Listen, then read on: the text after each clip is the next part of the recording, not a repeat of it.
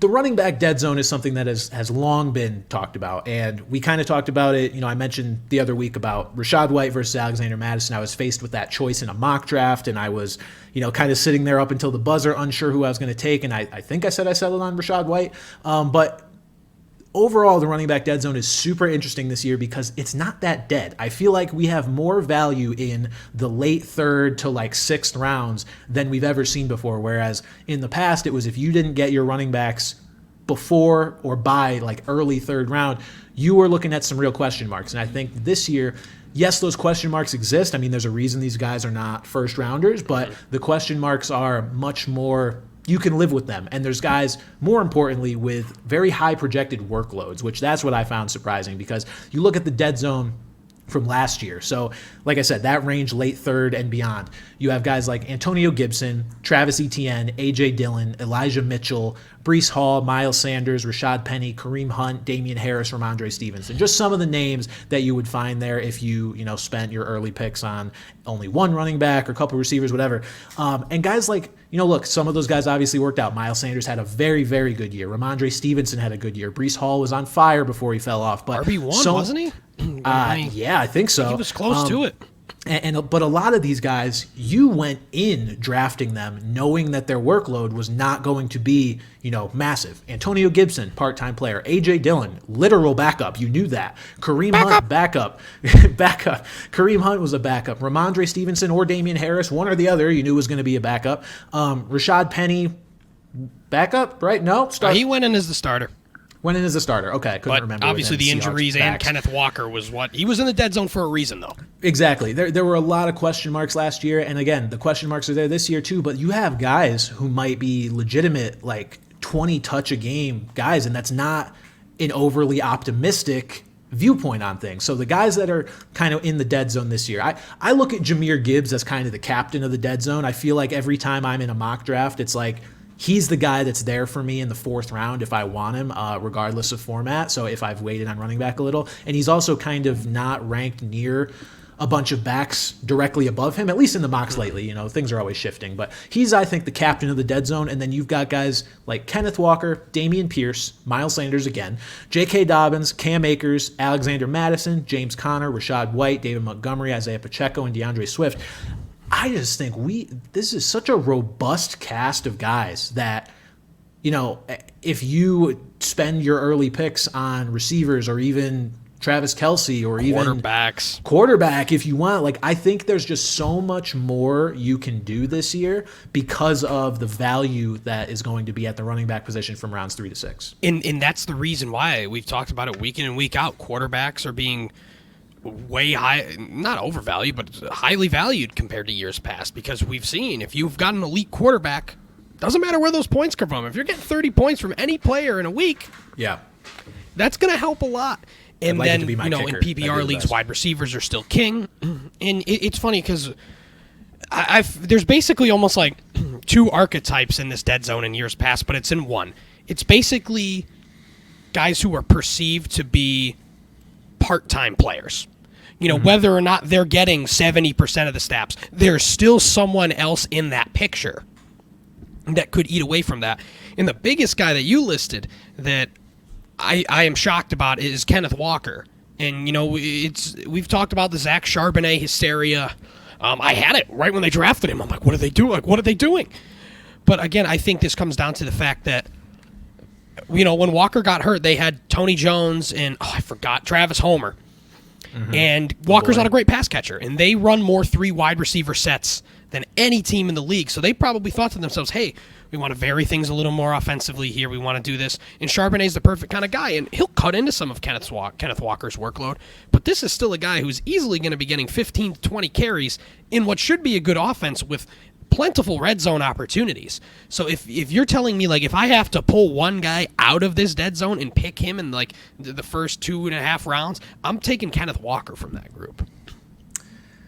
Oh, man. If I had to pick one guy. So that's the other point of talking about this dead zone is also to parse through and figure out, which guys we do like more than others. And when it comes down to it on draft day, who are you going to take?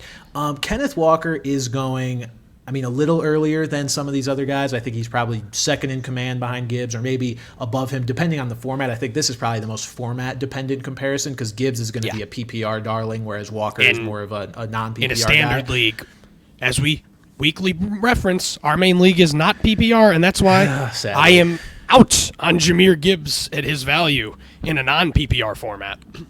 Yeah, I think Kenneth Walker is a guy that you look at the talent and you think, we know he's a talented player. I'm a little concerned. If I had to pluck anyone out of here, Pat, it would actually be Jahmyr Gibbs, and he's at the top of it. But here's what I dug into with Jahmyr Gibbs, right? So DeAndre Swift, in his time in Detroit, averaged 5.4 targets and 9.3 carries per game. That was his last 2 years. Over 17 games, that would be 158 carries and 93 targets. So in theory, for a guy that this regime drafted with a high pick, they admitted they would have considered taking him at number 6 if they couldn't trade down. It's a guy they're in love with. That should be the floor for his touches, one would think, because look, they had Jamal Williams when all this was going down. You can pretty much transfer Jamal Williams' touches over to David Montgomery. Who is better than him, by the way, I think, by a fair amount. Fair. And so you're looking at 158 carries and 93 targets should be the floor. Fun fact here, Pat. Alvin Kamara's rookie year, he finished as PPR RB3, standard RB4. His rookie year, he only had 120 carries and 100 targets. That is right in line with what Jahmyr Gibbs, in theory, should be picking up here from Swift behind one of the league's best offensive lines. And when we're not talking about running between the tackles, because that's not supposed to be his strength, you've got a guy who is remarkably efficient, one of the most efficient college receivers as a running back that we've ever seen. So not only is he going to get, a decent number of touches, they're going to be very, very high quality touches. And I think that sort of thing gives him value even in non-PPR. And you look at the touchdowns Jamal Williams scored last year, and people immediately want to transfer all of them over to David Montgomery. That's 17 touchdowns. Oh, no way. There's even a level of luck that comes into the touchdowns that are, you spread the touchdowns across the Lions running back room. It's bound to be more even just for the fact that is such a ridiculous number for one guy to get. Well, it was also just clear that Dan Campbell just didn't quite care for DeAndre Swift in terms exactly. He did not believe in him. They obviously believe more in Jahmyr Gibbs. And like you say with the luck too, I mentioned it before. I had so much Amon-Ra last year, and that motherfucker had to have gotten tackled at the one at least 6 times. Just so many times. So again, granted, even get a few of those, you're looking at a completely different scope from Jamal Williams. But I think when you talk about Gibbs, just the biggest thing is not necessarily that David Montgomery is there, is that you can't take away what kind of pass catcher he is. And it's known that Detroit is going to use 2 running backs. But it's almost like the fact that I don't know if Gibbs is going to get many goal line carries inside the 10. And I mean, that's okay. You can still be valuable in fantasy, especially in PPR without that. But I think that's the reason why he's in the dead zone. And that's why I think that's a fair place for him to be. Yeah, I just think it's interesting to point out that, a guy like Kamara was able to put up those numbers with so few touches. And granted, is that, sort of an outlier situation? Absolutely. We haven't seen 2 running backs perform like that together maybe ever. I don't think Nick Chubb and Kareem Hunt even reached the heights that Kamara and Ingram reached that year. So it is interesting to point to it. But look, it's a ceiling, right? It's a ceiling you can point to for a guy who is built similarly, is going to have a similar workload, and maybe could reach that. But trying to parse through the other guys, because look, Jahmyr Gibbs and Kenneth Walker are obviously kind of the top tier of this dead I'd zone. throw J.K. Dobbins in there as well. I'm with you there. I'm with you. He is starting training camp on the PUP list. It's not exactly clear why, to be honest with you. He's listed with the knee, but it was the knee injury that he dealt with last year and kind of popped off at the end of the season. So I don't know if it's just a management thing. Hopefully it wasn't a tweak that we didn't hear about. And side note, they signed Melvin Gordon, arguably more nothing than Jimmy Graham. I like that they signed Melvin Gordon. For J.K. Dobbins' value. Yes, absolutely. I'd rather them sign Melvin Gordon than sign Kareem Hunt or Ezekiel Elliott. 1,000,000%. I forgot Melvin Gordon still played football. He sat in that Chiefs running back room purgatory and couldn't even emerge out of that when there was no clear way to emerge. This guy, I don't think he's even going to make the team. I was shocked at the amount of chatter this was getting, because it's nothing. It's a name people recognize. That's all it is. Even if something happens to Dobbins, we've seen that Gus Edwards can be efficient in his role. But all worries about Dobbins' health aside, obviously we'll get more clarity on that as training camp goes on. But should Dobbins be ready for the year, which is what everyone believes to happen, when we talked about the AFC North like 8 years ago, I think I proclaimed him as an RB1. I think I said he was going to finish as a top 12 running back, and I stand by that. So I would put him right there with Walker, and like I said, I'm a little more apprehensive about Gibbs than you, but I would lump him in that little top tier of the dead zone, trying to get out of, trying to become alive. I think that's totally fair. Like I said earlier, like when you get deeper into the draft pool and deeper into rounds, talent and opportunity is what you're focusing on. A lot of the time, these guys lack one or the other. So you get to guys like Cam Akers, I think probably has both. Again, we're just not quite sure exactly how good he is. I think he's good enough, though. Alexander Madison is a guy that may only have the opportunity. James Conner is a guy that has, I think, a little bit of both. I think the talent may be waning just a tad. I was going to say, I think he's more on life support and the talent thing, but the opportunity will be there, though. Rachaad White is a guy who I think the opportunity is there. The talent is TBD. He was one of the least efficient runners in all of football last year. The one thing that'll help him, and at the very least, running the ball, though. Yeah, and there's no reason to think they're not going to again. The one thing helping him is his pass catching ability, and Baker Mayfield loves to check the ball down. So that will keep him afloat, at least in PPR leagues. David Montgomery is here. Again, a guy who I think is going to be, you'll enjoy him in your flex. I'd be very apprehensive to have him in my RB2 slot because, again, I think too many people are copy and pasting Jamal Williams stats and thinking it's just going to be the same. It's not. It's not going to be exactly the same. And then Isiah Pacheco and DeAndre Swift are the last two names I have here. Pat, I think as we go on here, Pacheco's making me more nervous than anybody else on this list. And I hate it because as last season ended, I was like, this is a guy I'm drafting next year. I love how hard he runs. He's in the best offense or one of the best offenses in football. He's going to be a monster. Then they re-signed Jerick McKinnon. And then somehow, Pat, look, I know we're early in camp, but already the darling name that we're hearing about is on the Chiefs again. It's Deneric Prince out of Tulsa. And I'm like, why do they keep finding these fucking guys? And also, no, stop. And also, why do they got to ruin my Isiah Pacheco? Like, he was already going to be a guy that wasn't going to be involved in the pass game. Now you're telling me, I know this is looking way too far ahead, but like the only name that's popping up is a guy that might take some of his rushing upside too. It's bumming me out, man. I don't like it. I'm not as concerned about this, but I think the thing is what made Pacheco such a good story is just the fact that he was a 7th-round pick who supplanted a 1st-round pick from a few years ago, granted, who was just bad. Clyde Edwards-Helaire is just not good. Yeah. So that's all well and good, and it's in a great offense. But who's to say that's not going to happen to him, too? Because, exactly. These guys get drafted where they get drafted most of the time. Obviously, there are exceptions, guys that exceed their draft capital, but they're there for a reason. They have their apprehension. So who's to say Andy Reid doesn't fall in love with somebody else? So...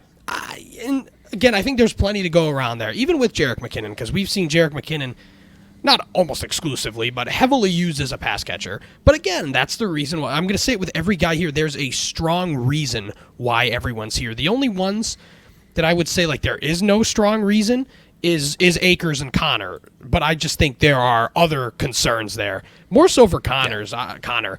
I think Akers is another guy that I think would be fine to not be in this dead zone. But that's the common theme. Like, you've either got, the safe pick, and you feel like at this point in the draft you want to chase a little floor. But then you look at past years, who are the guys who have excelled? They've been the ceiling guy. Like last year, Damian Harris and Ramondre Stevenson were both in the dead zone. Harris finished as RB48, granted he missed some weeks, and Stevenson finished RB7. Granted, injury does play a role with that, but Stevenson, who is this more change of pace, pass-catching guy, going to get some carries, ends up being the guy. And same deal with Travis Etienne. Etienne is like, he's got a great passing game upside. He's RB17. So it's funny because in theory, you're like, I want to chase floor. I want to chase opportunity. And that would have worked last year if you took a guy like Miles Sanders. But otherwise, it seemed, at least last year, it seemed like the guys that reigned supreme were the more intriguing option in their offense. So if you look at the guys we have listed, the more intriguing guy in the offense is Jahmyr Gibbs in his situation. I think it's Kenneth Walker. It still is Dameon Pierce. I don't like Dameon Pierce, but he's definitely the more appealing option. I think than, I'm very out on Dameon Pierce, honestly. Don't take him in the draft, Dick. The bus draft. And then obviously, like I said, Dobbins, Akers, Mattison, Connor, White. Those guys are all pretty stable. They have the most stable situations. Yeah. And then Swift is far more intriguing than Rashad Penny. I still think Pacheco is far more intriguing than Jerick McKinnon. And then obviously David Montgomery is not. So while there is some merit to take the boring guy, if you're in this dead zone, you might want to chase the ceiling, especially if you're more like in the 3rd, 4th, 5th round, because you don't want to take a safe pick there. Like if you're looking more 6, 7, 8 where you're taking a running back, yeah, you might want to chase some floor there. But it seems obviously one year sample size. But in all these situations, whether it's injury last year, whether it was injury or not, it seemed that this more exciting dynamic option was the one who emerged, at least from a fantasy perspective. All right, Pat. Pardon the ESPN notification noise. I'm going to put you on the spot here. Let's do this. We're looking at all these names in the dead zone again. Gibbs, Walker, Pierce, Sanders, Dobbins, Akers, Madison, Connor, White, Montgomery, Pacheco, Swift. Take out Kenneth Walker. Take out Jahmyr Gibbs, because, again, kind of the captain of this. And I'm going to say take out Cam Akers, because you seem to have an affinity for him. Take out Dobbins, too. So let's go Pierce, Sanders, Madison, Connor, White, Montgomery, Pacheco, Swift. You're really picking between some questionable fellas here in some way or another. Who are you taking, or who are you recommending that somebody take out of that mishmash of backs? So getting rid of Gibbs, Walker, Dobbins, and Akers, I'm going to say Alexander Madison, just because of the opportunity. I mean, granted, he's certainly not an untalented running back. I just don't think we've been able to see how talented he is in a large sample size. But we're going to find out this year, because he's going to get that sample size. Even though Minnesota's pass-heaviest offense in the league, Dalvin Cook still had over 1,000 yards last year. He was still very, very productive. Madison's younger. So I think that's, in terms of safe, I think he's the best of both worlds out of the group in terms of safe and upside. I think that he is going to be, but they're scary, mostly just because we've never seen him do it. But yeah, all that aside, looking at his opportunity the best, give me Mattison from that bunch.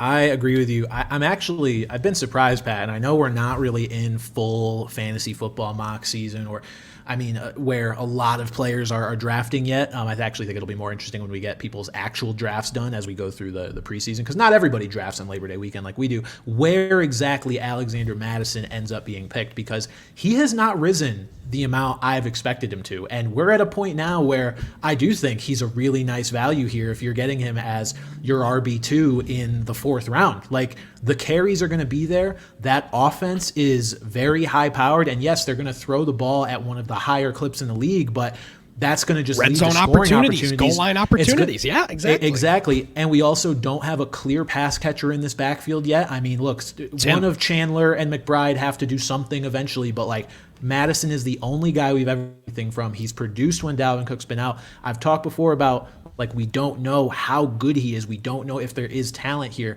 but it might not matter. When you're attached to this team and you're going to get those touches, Mattison is a guy who I see as, honestly, Pat, head and shoulders above guys like Connor, White, Pacheco, even Swift. There's just those other guys have. I think there's a much risk considerable gap. associated. Yeah.